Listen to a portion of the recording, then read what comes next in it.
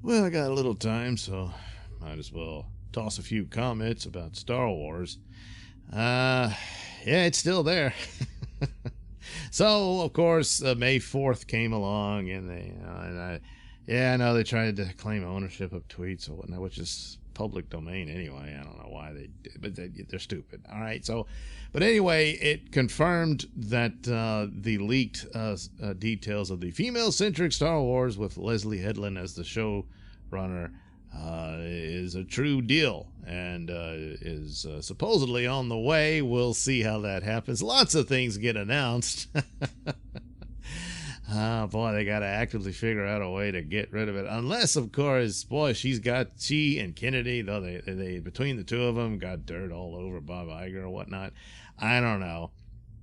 But it is really bizarre considering Headland's the one who's more than likely to have some very disturbing problems, considering her position as Harvey Weinstein's personal assistant. It's a profession. It's a profession.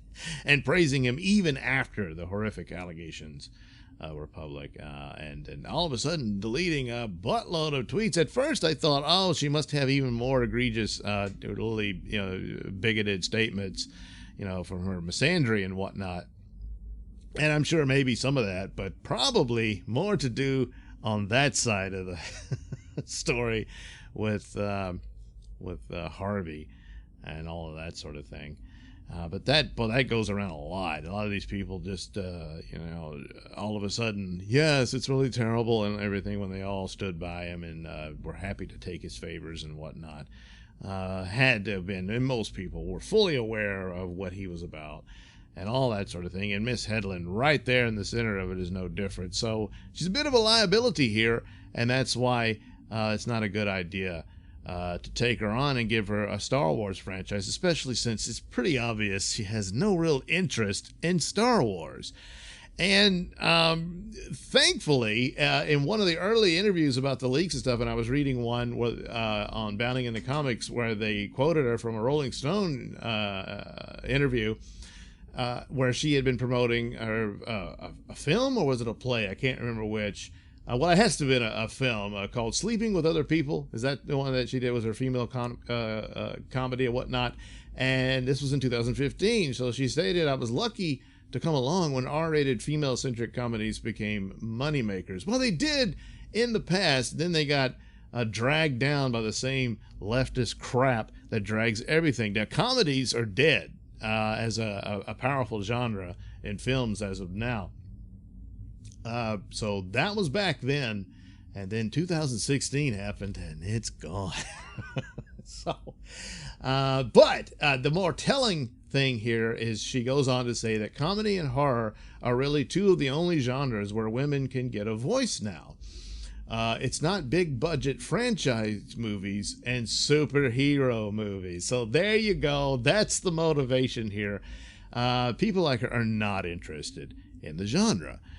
When it comes to the genres of action, adventure films, superheroes, and the science fiction ones, those are predominantly male of interest. There are females who enjoy these genres, but they're greatly outnumbered by their male counterparts, and that's just the way things are. Of course, people like Headland enough will preach crap about it's a patriarchal conspiracy to use their patriarchal superpowers to brainwash women into thinking they're not interested in sci-fi and superheroes genres. And so movies of other genres that women would gravitate towards would have more women involved in the making of those films, and that's happenstance. That's the way it happens. Instead of a conspiracy that's so deeply rooted that even the conspirators don't know that they're involved in a conspiracy.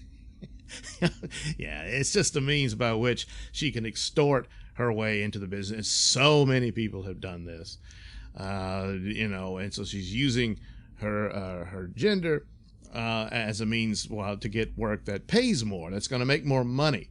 And of course, these big blockbuster genres of superheroes and whatnot, they do that. These small films and art films and art house, they never do. Every now and then there's one that breaks through and does well, but it's never going to do the money of the big blockbusters of Star Wars and superheroes and Marvel and all that. So that's why she wants in on it. You know, I mean, you could see the interview where she was talking about, oh yeah, I want to work on Star Wars, and what was your favorite Star Wars film? Yeah, there's no favorite Star Wars film. Yeah, that's because it's not that she hasn't seen one. She may have seen one or two. Maybe even didn't finish it, you know. But all of that crap. But then it's a universe and a place that she's not really going to understand. Does she have any great ideas to bring to the table? More than likely not. And so to cover up for lackluster plots and nothing, you just dump it with the politics and whatnot. Which even that, it's not really all that important to her. It's the position and the money. And this is a means by which she can achieve it. Not through raw talent and this great pitch that she's got for a great adventure story for more Star Wars. There ain't none of that there. So her and Kennedy, managed to extort their way to yet another entity. Now, whether or not it comes to fruition, that remains to be seen, but it is official. And so there you go. The other one, of course, Taika Waititi. Not a lot of details on what it would be about, but I'm wondering if this has anything to do with the earlier announcement that Kevin Feige would produce a Star Wars film. And of course, they have a relationship because of the Marvel films and what he did with Thor Ragnarok. And then he's got to do the other Thor movie, Love and Thunder, and all of that. Basically what he did was just steal the template from Guardians of the Galaxy and applied it to Thor. But it worked, you know. And so Thor Ragnarok, rewatching it at first, I thought, yeah, it's kind of, I didn't like that it was so an abandoning of the tone and whatnot. And it's too heavily dependent on slapstick humor and whatnot, and Three Stooges type stuff just suddenly, and it's one after another. It's too much of it, and I'm expecting there'll be more of it, and then that's about the extent of his bag of tricks. Could be completely wrong, and he's got something that'll really work for a Star Wars film. I'm more optimistic about his film than I am Leslye, because I've seen the guy work within the fantasy world of films, and so he can do that with Thor. Should be a fairly decent fit for Star Wars if he can break from that template. Comedy is fine. If it's going to be a full-blown comedy, then, well, okay. But still, it's just overkill. But to present it as this adventure film when it really isn't, I'm getting tired of that. So I'm not overly optimistic about what he'll produce, but certainly, he's proven some of his chops more than she has, which she hasn't at all. Don't care about Russian Doll or any of that stuff. If she wanted to pursue those genres, and that's supposed to be so greatly successful and whatnot, then maybe she should, and build upon that and prove herself that way, rather than just extorting her way into this genre that she doesn't care for and has no real interest in. She just wants the money. So there you go. And probably will get it anyway, at least an initial payment, even if the project doesn't go through. So yeah, that's great, isn't it? Yeah. All of this is rather pointless because Star Wars did a terrible blow to itself with the sequel trilogy, and no matter how good another project might be, how good a Mandalorian series might be, it's just not going to repair that damage, and it's too late. So that's always going to sit there and sting for a while. These other genres, franchises, Star Trek and Doctor Who and all that, it's possible to correct some of that. It's still quite a few wounds there as well, but boy oh boy, Star Wars, I don't know. Anyway, there you go. That's my little tidbits on this whole ordeal of these upcoming Star Wars projects. Thank you for watching and listening. Say, why not like and subscribe and check out that link description below.